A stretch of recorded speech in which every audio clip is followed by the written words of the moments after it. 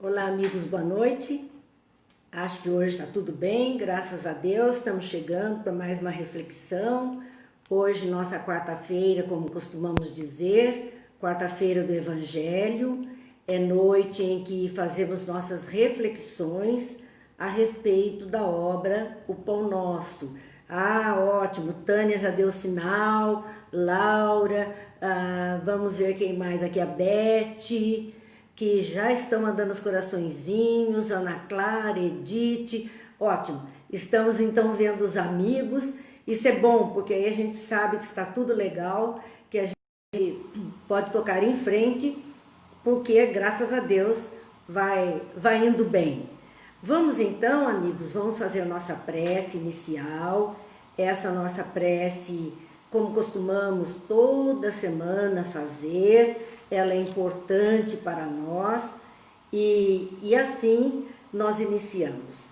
Pai de bondade, que a sua luz e a sua paz nos envolva, que os bons amigos espirituais, em nome do Mestre amado Jesus, venham a nós, nos intuindo, nos inspirando, nos fortalecendo a fé, nos enchendo de esperança.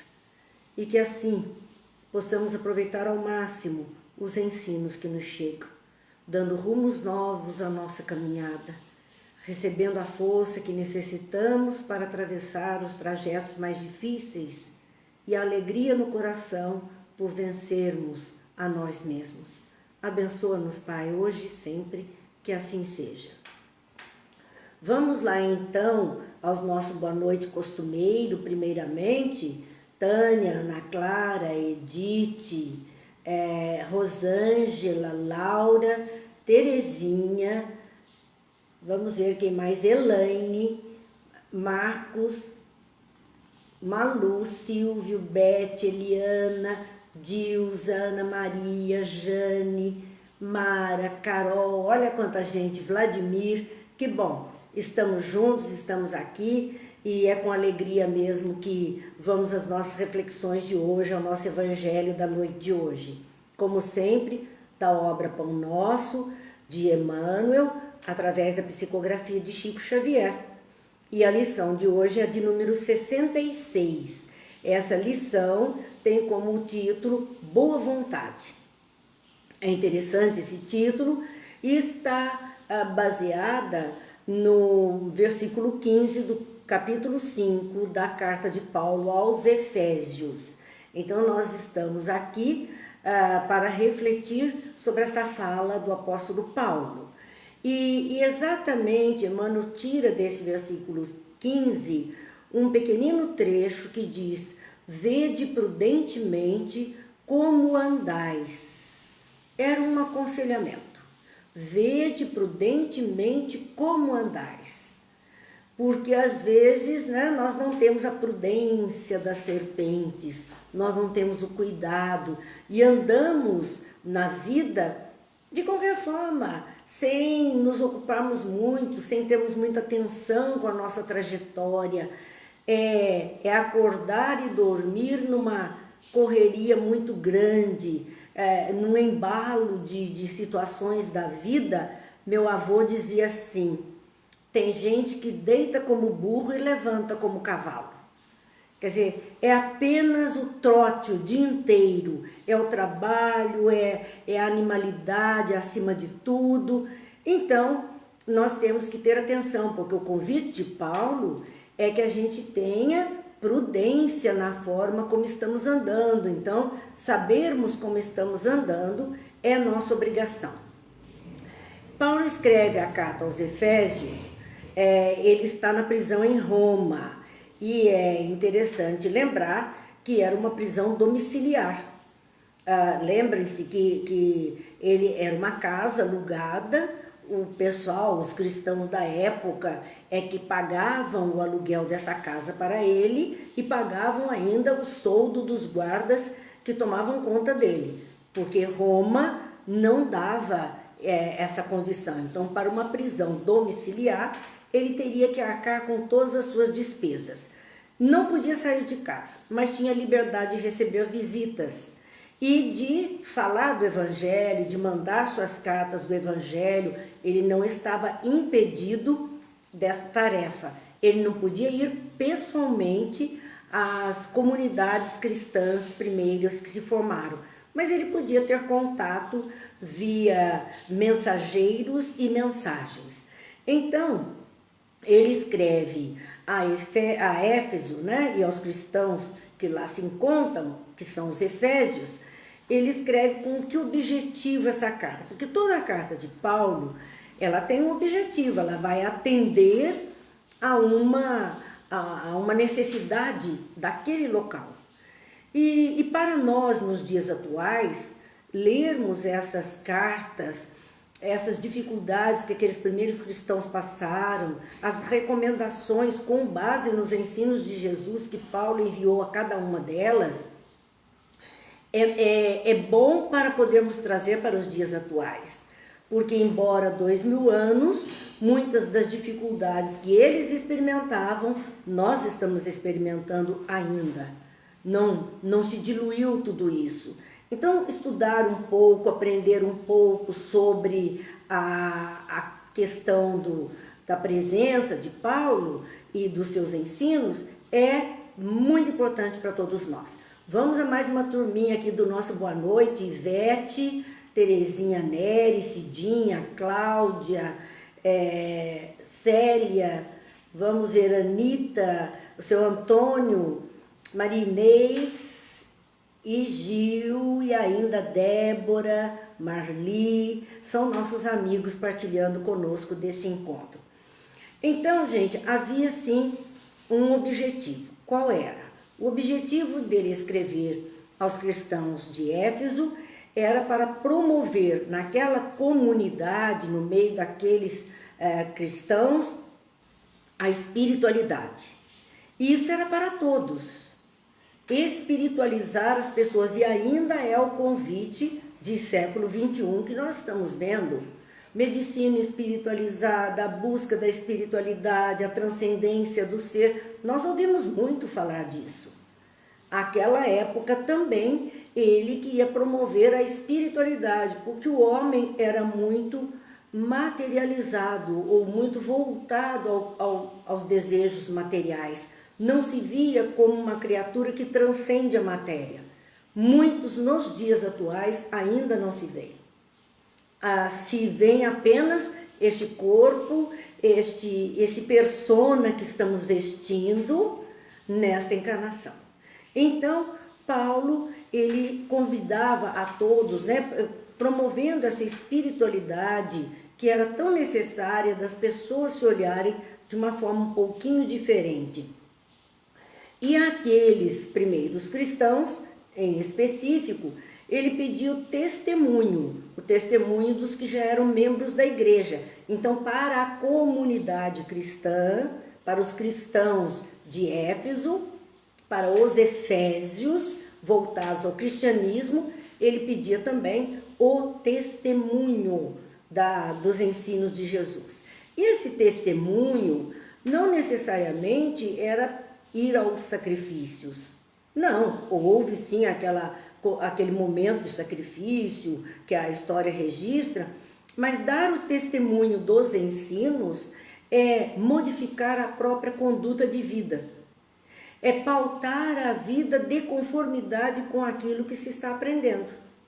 Então, esse testemunho, o convite dele aos cristãos da igreja, aquele núcleo que se formou, é que eles tivessem um comportamento diferente do que vinham tendo até então, um comportamento mais concorde aos ensinamentos de Jesus. Então, ali, ele ainda vai falar que essa carta é a declaração da palavra e da vontade de Deus nos dias de Paulo. A palavra de Deus, como comumente a gente ouve essa expressão, significam os ensinos registrados que profetas de todas as épocas, criaturas espiritualizadas de todas as épocas, tiveram essas iluminações e puderam trazer ao mundo ensinos mais nobres. Então, a palavra refletida é essa, é a declaração da palavra e vontade de Deus nos dias de Paulo. A vontade que todos se melhorassem. E para nós hoje, essas palavras e esses ensinos são a voz da inspiração de nossos dias, né? Porque uma epístola é uma carta de apelo e aplicação universal. Não é só para o cristão, mas um comportamento mais digno, mais ético, mais equilibrado, um comportamento mais humanizado. Isso independe de cristão ou não, é um ensino geral. É um ensino para todas as criaturas da nossa época que nós precisamos, então, desenvolver verdadeiramente. Boa noite, Lourdes, Simone, Silvia, Márcia, boa noite a todos. Ainda, a respeito dessa carta aos Efésios, diz que era para ajudar, então o primeiro objetivo, promover a espiritualidade daquelas pessoas e o testemunho dos ensinos de Jesus para aqueles que já eram da igreja. Não dá muito para a gente entender, né? Pessoas que dizem eu sou dessa igreja ou daquela igreja, dessa tradição ou daquela, e não honra os ensinos que recebe. Não honra, tem um comportamento desejável apenas dentro do templo e não porta fora do templo. Nós costumamos dizer, é muito fácil ser espírita dentro do centro espírita. Todos são amigos, é uma beleza, todo mundo falando a mesma língua, os mesmos desejos, é tudo muito bom.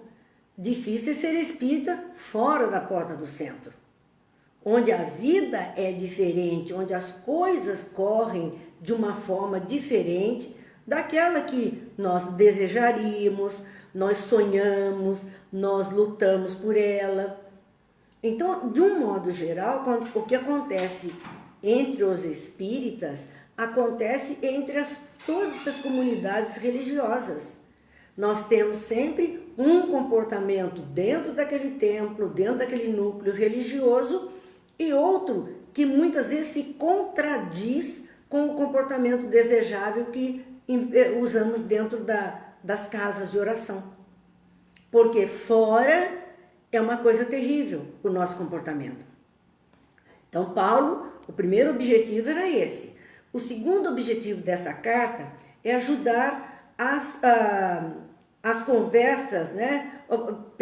Ajudar os convertidos, os conversos ao cristianismo a obter mais conhecimento espiritual de Deus e da igreja. Então, também era uma carta de orientação, de conhecimento, de estudo, para poder adquirir esse conhecimento espiritual de Deus e da igreja, que significava a assembleia ou aquela comunidade que se formava em torno de um ideal. É preciso estudar, é preciso entender. Muitas vezes as pessoas estão voltando aos nossos tempos atuais, dentro dos seus templos religiosos, participando de uma cerimônia religiosa e não sabem nada dela. Não sabe para que serve, não sabe nada. Parece um papagaio de repetição, apenas repetindo palavras ou gestos, mas não sabe em profundidade o que significa cada palavra daquela, cada gesto daquele, o que é que representa. Então Paulo chamava atenção disso. E se a igreja era o grupo de criaturas dispostas a aprender os ensinos de Jesus para seguir, é preciso que se conhecesse esses ensinos. Então o conhecimento está sempre junto da nossa fé, da nossa atitude, é importante. Então a carta dele também tinha essa finalidade de servir de instrumento de conhecimento espiritual sobre Deus, as coisas de Deus e da igreja, que era aquele núcleo que estava se formando, aquele grupo que estava se formando. O Gil está dizendo aqui, deveríamos estudar, ouvir, espera um pouquinho, Gil, eu vou baixar aqui para poder ler o que você escreveu. Estudar, ouvir e aprender para praticar no dia a dia com todos os obstáculos. Claro que sim, nós precisamos primeiro ter conhecimento, para depois podermos lutar para praticar. Porque não é muito fácil, não. Primeiro que nós tínhamos alguns hábitos que não são concordes aos ensinos que recebemos. Livrar-se desses hábitos não é fácil. Implica num exercício constante, numa vigilância muito grande, num desejo. Por isso que a página chama-se Boa Vontade. Tem que ter boa vontade para qualquer processo de mudança. E depois que o palco da vida tem de tudo. E qual vai ser a nossa tendência, para onde nós estamos indo, o que é que nós estamos verdadeiramente procurando. O terceiro ponto que Paulo reflete na carta aos Efésios é de promover a união entre os membros judeus e gentios. Olha só, o que é que separava aqueles homens? Tradição de raça, de cor, de língua, de costumes. O que é que separa muitos homens na face da terra hoje? A mesma coisa. Raça, cor, língua, costumes. As pessoas olham para os outros com estranhamento, porque não falam a mesma língua, não têm a mesma cor de pele, não pautam pelos mesmos caminhos, e isto tudo causa uma dificuldade. Essa dificuldade existia entre judeus, que eram criaturas, pessoas com rígidas tradições de comportamento, seguindo preceitos e entendendo-se como os escolhidos, o povo escolhido, e isso gerava um certo nível de orgulho naquelas pessoas que se estranhavam e não aceitavam conviver com os não-judeus, com aqueles diferentes deles, que eram denominados gentios. Mas quando Jesus veio, ele veio para todos, ele veio para a humanidade, para judeus e gentios e tudo mais que pudesse surgir. Então, ele veio com um discurso que servia para pessoas, almas, espíritos, independente de cor de pele, de posição social, de raça, de língua, independente de qualquer coisa. Porque se tirar essa casca que é o nosso corpo biológico, somos todos iguais. Somos almas, somos espíritos criados por Deus. Não há diferença, a fonte é uma, é Deus. Então não pode haver diferença. Mas, no entanto, nos estranhamos muito, defendemos esta ou aquela bandeira e sempre quando nos arvoramos em defender bandeiras de maneira às vezes tão arraigadas, acabam em guerras, em brigas, em discussões. E é isso que o mundo ainda apresenta nos dias atuais. Assim, Paulo, nessa carta, uma das intenções dele ao escrever aos Efésios era promover a união entre os membros judeus e gentios. Então já haviam pessoas vindas do judaísmo, outras vindo de tradições até pagãs, mas interessadas no mesmo ponto que era a mensagem de Jesus. Então, a proposta é essa, nós estamos voltados para o mesmo ponto, que é o bem, que é a proposta da luz, que é a proposta de Jesus, temos que nos unir, temos que nos aceitar, temos que nos respeitar. Era essa a proposta de Paulo a todos. Vamos lá, mais uma turminha aqui do boa noite, o Marcelo, a Lena, a Cida, são os amigos que estão, Vânia que está chegando, Malu, são os amigos que estão conosco também. E havia ainda um quarto ponto. Veja bem que a carta não era uma simples carta, ela tinha ali 4 objetivos muito interessantes para esse início do cristianismo.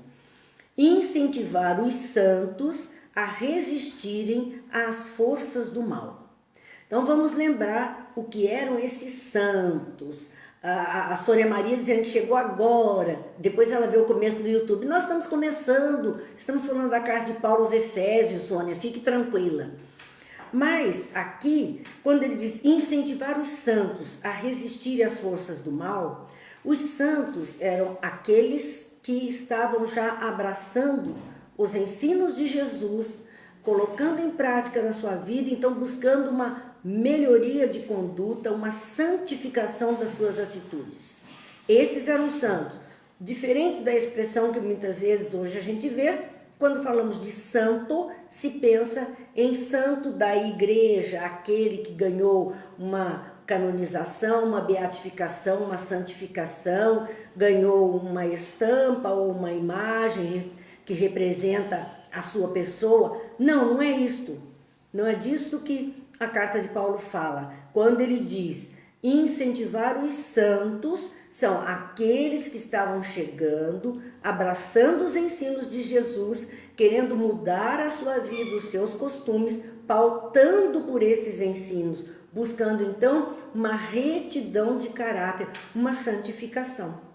Então, todos aqueles que assim procedem estão na qualidade de santos, de pessoas melhoradas, a resistirem às forças do mal. Incentivar a resistir. Força do mal não é fácil. Ela está aí o tempo todo e não é fácil resistir ao chamado, porque o mal é a ausência do bem. Tudo que não é pelo bem é mal. E nós somos tendenciosos muitas vezes a ter esse procedimento. Então, resistir às forças do mal, porque isso tem força em nós. Qual a razão deste comportamento ter tamanha força sobre nós? É porque este comportamento de enganos, de dificuldades, de ausência do bem, de excessivo egoísmo, vaidade, orgulho, etc, etc, ódios, rancores que nós estamos carregando, são bagagem de vidas e vidas e vidas já experimentadas por nós. Estamos trazendo isso conosco. Se nós pudéssemos falar de pecado, de que estamos nascendo com o pecado, ou na expressão da reencarnação da vida atual, esse seria o nosso pecado original. Todos os nossos enganos, todos os nossos erros. E isso, como já foi muito exercitado por nós, tem uma força enorme, está no automático. É mais fácil nós agirmos dentro desta postura do que de uma postura diferente que vai cobrar de nós sair do automático e ter a boa vontade de lutar para vencer. Olha a página, chama-se Boa Vontade. É esse o grande chamamento. Vamos ver Solange também chegando, Regiane, Brígida, boa noite, Carol, boa noite, Mara, boa noite. Bem, colocamos tudo isso para ver qual era a intenção dessa carta de Paulo. Nós estamos com o versículo 15 do capítulo 5 da carta aos Efésios. Então é preciso que a gente olhe um pouquinho esse capítulo 5, antes do nosso versículo 15, para a gente entender em que ponto ele estava, esse versículo em estudo estará contido. Nós localizamos alguns versículos dentro desse capítulo 5 que nos chamou a atenção. O nosso convite é sempre esse.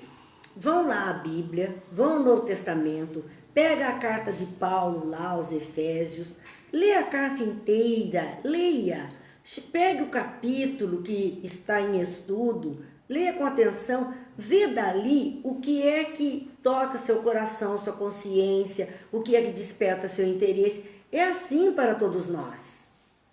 Então, quando tiramos algo e trazemos aqui em destaque, é do nosso ponto de interesse. Do nosso ponto de interesse. Outros poderão encontrar outros pontos de interesse na mesma lição. Então, nós temos, como o Gil diz, a resistência enorme para mudanças, principalmente para o positivo, com certeza. Porque ainda não conhecemos, Gil, porque ainda não nos aplicamos, porque ainda não temos o hábito.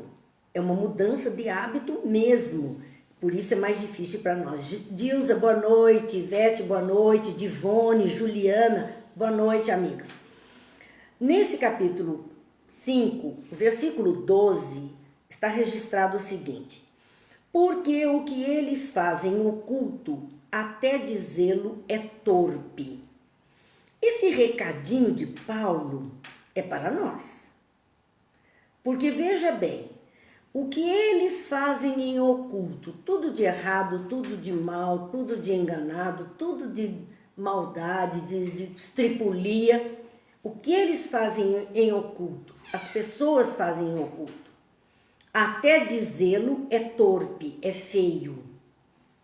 E a gente vai para essa rede social, vai para as notícias de televisão e é o que mais a gente vê. Trazem o oculto do outro,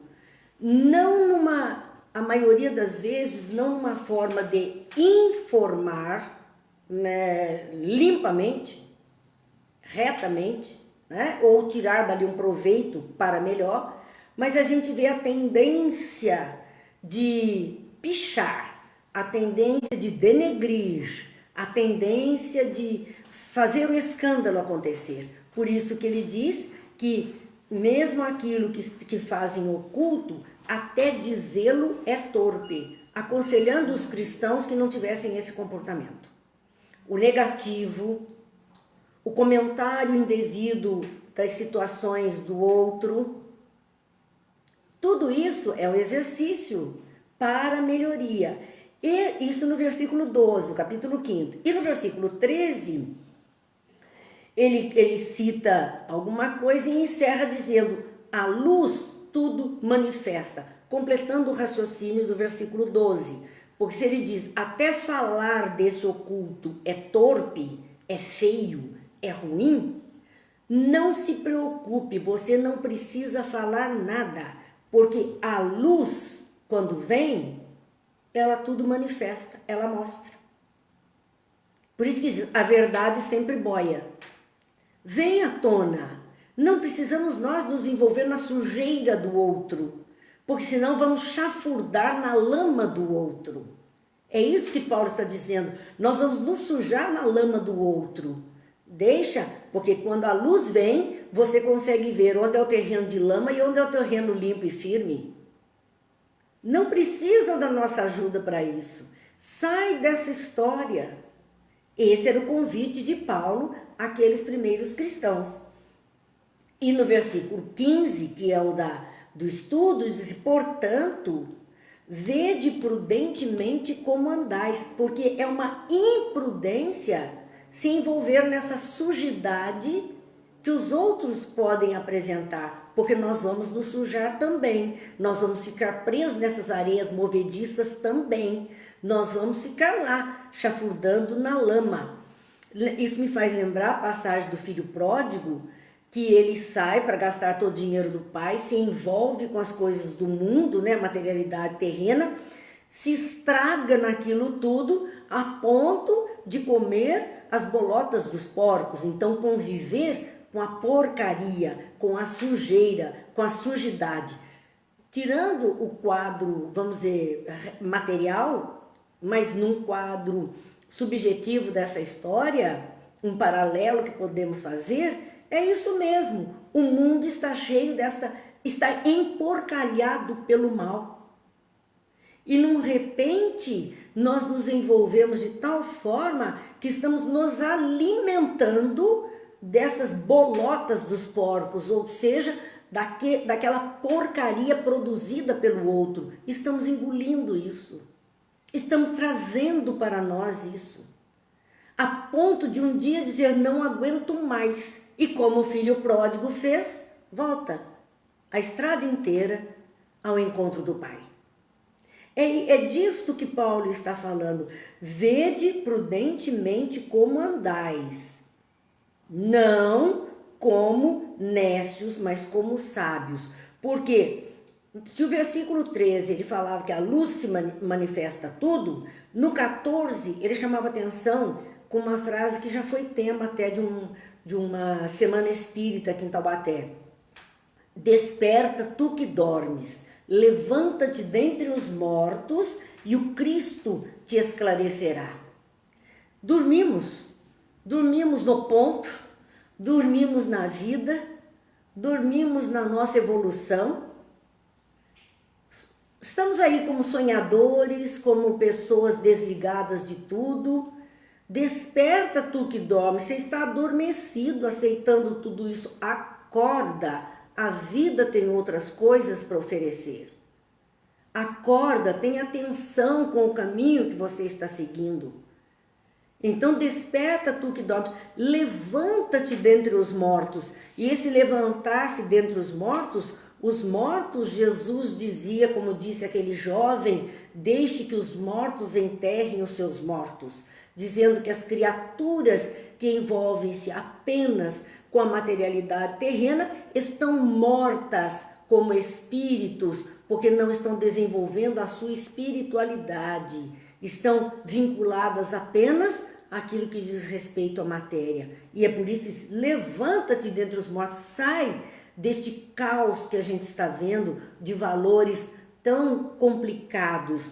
E o Cristo te esclarecerá, quer dizer, os ensinamentos de Jesus serão nortes para o nosso caminho. Serão setas a mostrar a estrada melhor para todos nós. E aí ele diz, portanto, vede prudentemente como andais. Isso chama-se autoconhecimento,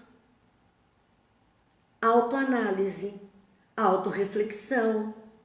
É olhar para si mesmo. Quando ele diz ali, vede prudentemente como andais, eu não tenho que pedir para o outro me dizer como eu estou andando. Eu tenho que olhar os caminhos que eu estou seguindo, eu tenho que olhar que conduta eu estou dando, que condução eu estou dando para a minha vida, para o meu caminhar. Não como os nécios. Os nécios eram os, assim, sem conhecimentos, ignorantes. Ele disse, não dessa forma, não como quem ignora, sem ter qualquer conhecimento, mas como sábios. E os sábios são aqueles que adquirem o conhecimento e praticam esse conhecimento. Então, olha para a sua vida, veja como você anda como um sábio. Então, nós temos algumas leis no universo que a gente precisaria ficar mais atento. É a lei de causa e efeito, a lei de reencarnação. Essa lei que movimenta para a gente saber que tudo que nós fazemos, tudo o que nós pensamos tem consequências. A ciência já tem mostrado isso. Tudo o que falamos tem consequências. Então o sábio, ele vai pautar, ele vai selecionar, ele vai escolher melhor aquilo que fala, aquilo que vê, aquilo que ouve, por onde anda. É mais consciente do que ele precisa fazer. E aí ele diz no versículo 16, remido os tempos, porque os dias são maus. Remido significa perdoado os tempos, porque os dias são maus. Os dias nossos são complicados e nós temos então que trazer o perdão, trazer um movimento diferente, mostrar um outro comportamento, e eu não vou ser má porque o mundo é mau. Eu não posso responder dessa forma, porque eu perco a minha individualidade e passo a ser aquilo que o mundo espera de mim, que ele tem como regra. Não, se eu tenho consciência de mim, eu vou ser o que eu acho que devo ser, independente do que o mundo pense de mim, mas com a consciência do que eu penso do mundo. E assim, nós vamos desenvolvendo, nós vamos crescendo. Então, Emmanuel, ele vai fazer o comentário, né? Porque o livro Pão Nosso é sempre o comentário que ele traz. E ele diz assim, ele tem um comentário muito interessante, que ele inicia, né? Vede prudentemente como andais. Aí ele vai falando da boa vontade, porque nós precisamos de boa vontade para qualquer mudança, nós precisamos de boa vontade para qualquer escolha.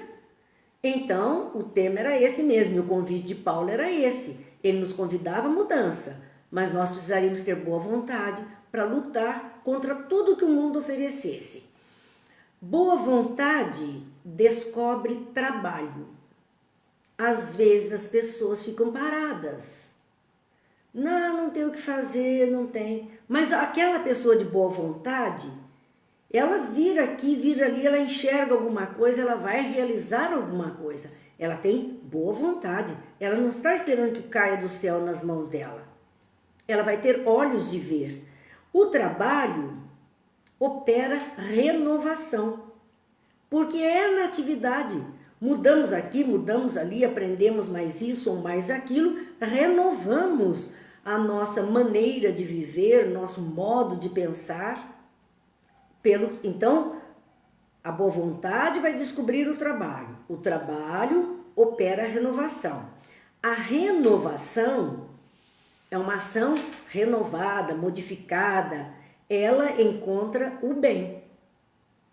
A renovação, porque foi um trabalho consciente, uma busca consciente, ela encontra o bem. O bem, por sua vez, revela o espírito de serviço.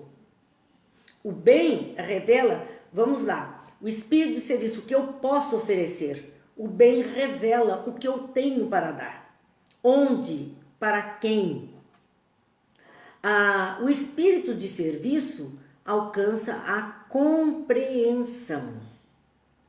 Até a compreensão da nossa limitação, a compreensão de que alguns sabem mais do que nós, outros sabem menos do que nós, a compreensão de que alguns fazem de forma diferente da nossa. Isso é compreensão. Isso é resultante do espírito de serviço. Se eu quero servir, se eu quero oferecer o que eu tenho que compreender o quanto, onde, até quando. São coisas que nós vamos desenvolvendo. A compreensão ganha humildade. Porque aquele que compreende a limitação do outro, compreende a situação em que está inserido, o quanto ele pode oferecer, ele se humilda, ele não quer se colocar como melhor que ninguém. Não tem ele porque ele é melhor, não tem nada disso. A humildade da pessoa conquista o amor. Olha que interessante, a humildade conquista o amor.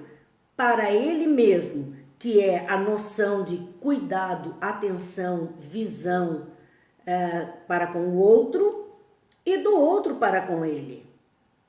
Porque o outro, ao perceber a pessoa mais humildada em si, ele se aproxima mais. Porque o orgulho, o autoritarismo, ele é um elemento que afasta as pessoas umas das outras. E essa simplicidade movida pela compreensão, pelo desejo do bem, pela atividade de servir, ganha simpatia. Um dos elementos do amor. Vamos lá, boa noite a Edna, Kazuko, boa noite a todos. O amor gera a renúncia. O amor gera renúncia. A gente abre mão do punhado de coisa em nome deste amor a uma causa, a alguém, a alguma coisa. Esse amor no sentido de ocupar-se daquilo, então faz com que a gente renuncie a uma série de coisas. Vou renunciar a ir até ali porque eu vou atender aqui alguma coisa a mais. Mas não é uma renúncia com sofrimento. Se é uma renúncia envolvida com amor, ela não é uma renúncia ao sofrimento, ela é uma escolha para esse atendimento. A renúncia atinge a luz quando ela é assim feita. Abrir mão de alguma coisa em benefício de outra melhor. Por isso, a luz se faz. A luz realiza o aprimoramento próprio. Cada um de nós vai melhorando dia a dia na prática desses exercícios. O aprimoramento próprio santifica o homem, coloca o homem em níveis espirituais cada vez mais elevados. Nos eleva em classes espirituais para espíritos melhorados. Então, é o aprimoramento, nós estamos aqui para isso. E o homem santificado converte o mundo para Deus, trabalha pela obra do bem na face da terra. Então, se nós fôssemos de trás para frente nessa lista que Emmanuel fez, nós íamos ver assim: queremos um mundo santificado. Um mundo santificado, um mundo com com a proposta divina vigente, depende de um homem santificado. Este homem santificado precisa primeiro sofrer um aprimoramento, uma iluminação interior, aprender a renunciar a uma série de coisas do seu gostar, do seu querer, num sinônimo de amar. E esta expressão, amar, ele começa no exercício da humildade, da compreensão, do espírito de serviço, na prática do bem, que revela quem ele é, através do trabalho, onde acontece a sua renovação, que foi resultante da boa vontade que ele teve. É tudo ligado, não tem jeito, é como um circuito.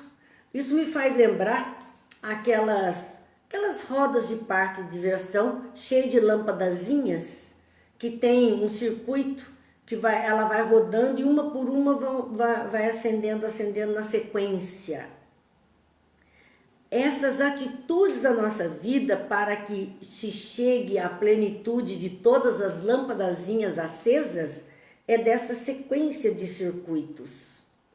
É uma sequência. Então, se falhamos lá na boa vontade, que seria o start, para que tudo isso acontecesse, não temos um circuito todo aceso. Se nem a primeira lâmpada, se nem o primeiro plug nós ligamos ainda. A boa vontade vai ser o primeiro passo, é o start para as nossas mudanças e para a consequente contribuição com as coisas que o mundo traz até nós e com aquilo que precisamos fazer na própria vida e com a diferença que podemos fazer na vida daqueles que estão conosco na caminhada terrena. Então não precisamos ser grandes destaques, missionários, criaturas altamente iluminados. Diz Emmanuel, caminhando prudentemente, pela simples boa vontade, a criatura alcançará o divino reino da luz. Olha que é a simples boa vontade, caminhando prudentemente, pela simples boa vontade. Eu tenho boa vontade, mas associada a essa minha boa vontade de fazer acontecer alguma coisa na vida, eu tenho mesmo que associar a prudência. Vede prudentemente como andais. Sim, eu quero fazer, eu quero ajudar, eu quero de alguma forma contribuir, mas prudência. Vamos observar o que é melhor verdadeiramente para agirmos de conformidade com o ensino de Jesus. Basta, caminhando prudentemente pela simples boa vontade, a criatura alcançará o divino reino da luz. Então, quando Jesus disse, vós sois luzes, deixai brilhar a vossa luz, era porque nós colocamos tantos obstáculos a que essa luz brilhe. Ela está pronta para brilhar e nós não damos o start, não damos o primeiro movimento para que ela se acenda, para que ela se mostre. Não fizemos todas as conexões para que no fim ela venha verdadeiramente a iluminar. Não cuidamos disso. Vós sois luzes, fazei brilhar. Então fazer brilhar a própria luz é um trabalho que estamos sendo convidados, sabe? Porque às vezes a gente diz, Senhor, que a sua luz divina chegue até nós. Sim, é isso que nós desejamos, mas essa é a luz do Cristo, da qual Ele é proprietário, Ele é o portador. Nós temos que desenvolver a nossa luz, a nossa luz. Nós temos que desenvolver a nossa iluminação interior. Então precisamos de boa vontade para lutar contra as dificuldades que o mundo apresenta, contra os chamados das coisas do mundo, as coisas que não são tão legais assim, ilegais no sentido de até pertinentes à lei, porque existe muita coisa fora dela, né? Legais, coisas que não são boas, coisas que não vão nos enriquecer em nada. Simplesmente vão complicando a nossa vida. Somos nós que temos que aprender a fazer escolhas, como Paulo nos orientou, dizendo: desperta tu que dormes, levanta-te dentre os mortos e o Cristo te esclarecerá. Nós temos tudo em mãos para o esclarecimento do bem viver e nem sempre estamos lançando mão dessa possibilidade do bem viver. Então, meus amigos, nosso evangelho da noite de hoje eram essas reflexões a respeito dos ensinos que Paulo trouxe aos primeiros cristãos de Efésios e que nós sabemos são úteis para nós nos dias atuais, no ambiente do nosso templo religioso, da nossa expressão da fé, no exercício da nossa espiritualização, no ambiente doméstico, na vida em sociedade. Nós precisamos manter o mesmo padrão. O mesmo padrão. Não adianta sermos uma coisa nos templos e uma coisa fora, porta fora. Nós precisamos ter equilíbrio, nós precisamos fazer essas escolhas mais felizes, porque verdadeiramente estamos dentro de uma guerra de trevas e luz, da ignorância e do conhecimento, da bondade e da maldade, do amor e da indiferença. Às vezes a gente pensa que o contrário do amor é o ódio. Não. Se amor, amar, é ocupar-se, é ter atenção, é ter cuidado, o contrário disso é indiferença. Por isso que uma vez ouvimos algo muito importante, onde a pessoa dizia assim: ninguém morre de fome, morre-se de descaso. Ninguém fez caso dela. Ninguém lhe deu o que comer, ninguém ajudou que ela pudesse conquistar o que comer. Ninguém morre de frio, morre de descaso. As pessoas não fazem caso, não prestam atenção àquela criatura. Não prestamos. Então, e o amor é aprendermos a desenvolver esse olhar para tudo e para todos. Um olhar de cuidado. É esse olhar de cuidado, e é isso que a gente vê o Cristo mostrando. Porque ele olhava o meio da multidão e ia exatamente chamar, se aproximar ou atender aquele que ele percebia o mais necessitado. E o mais necessitado nem sempre era o mais mal vestido, o mais doente, fisicamente falando. Ele atendeu gente muito bem vestida, gente fisicamente saudável, mas eram almas doentes, mentes doentes, que precisavam da sua luz naquele momento. Os primeiros núcleos surgem para que esses ensinos dele pudessem levar à luz as consciências que estavam adormecidas, aos corações que estavam petrificados no egoísmo, no orgulho, na vaidade, nas coisas mais vinculadas à materialidade da vida. Vamos agradecer nesse momento a oportunidade das nossas reflexões, lembrar que amanhã, se Deus quiser, estaremos aqui com as palavras de Jesus na obra Boa Nova. Todos os ensinos estão ficando lá no canal do YouTube Marina Ferri e pode acessar a qualquer hora. A gente só pede se registre, deixe um positivo, que é um like. Por quê? Porque isso movimenta e permite que outros possam, então, aproveitar a mesma coisa que nós estamos aproveitando, os mesmos ensinos. Então, vamos pedir nesse instante, olha, quarta-feira, nossa água está aqui. Vamos pedir.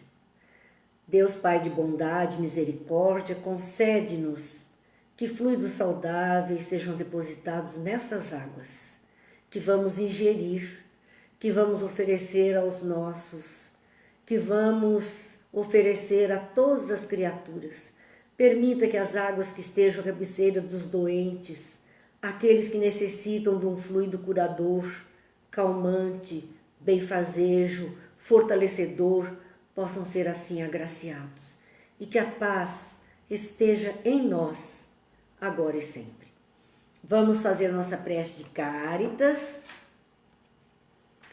Deus nosso Pai, que sois todo poder e bondade, dai a força àqueles que passam pela provação, dai a luz àquele que procura a verdade. Ponde no coração do homem a compaixão e a caridade. Deus, dai ao viajor a estrela guia, ao aflito a consolação, ao doente o repouso. Pai, dai ao culpado o arrependimento, ao espírito a verdade, à criança o guia, ao órfão o Pai. Senhor, que vossa bondade se estenda sobre tudo o que criaste. Piedade, Senhor, para aqueles que não vos conhecem e esperança para aqueles que sofrem. Que a vossa bondade permita aos Espíritos Consoladores derramarem por toda parte a paz, a esperança e a fé. Deus, um raio, uma faísca do vosso amor pode abrasar a terra. Deixa-nos beber nas fontes desta bondade fecunda e infinita, e todas as lágrimas secarão, todas as dores se acalmarão. Um só coração, um só pensamento subirá até vós, como um grito de reconhecimento e de amor. Como Moisés sobre a montanha, nós vos esperamos com os braços abertos. Ó poder, ó bondade, ó beleza, ó perfeição, e queremos de alguma forma merecer a vossa misericórdia. Deus, dá-nos a força de ajudar o progresso, a fim de subirmos até vós. Dá-nos a caridade pura, dá-nos a fé e a razão, dá-nos a simplicidade, que fará de nossas almas o espelho onde se refletirá a vossa divina imagem. Que Deus abençoe a todos, que Jesus ilumine os lares, apacente os corações, leve as bênçãos de saúde àqueles que estão adoentados, àqueles que estão em aflição, sejam amparados, iluminados e consolados. Muita paz, boa noite a todos, fiquem com Deus e até amanhã, se Deus quiser.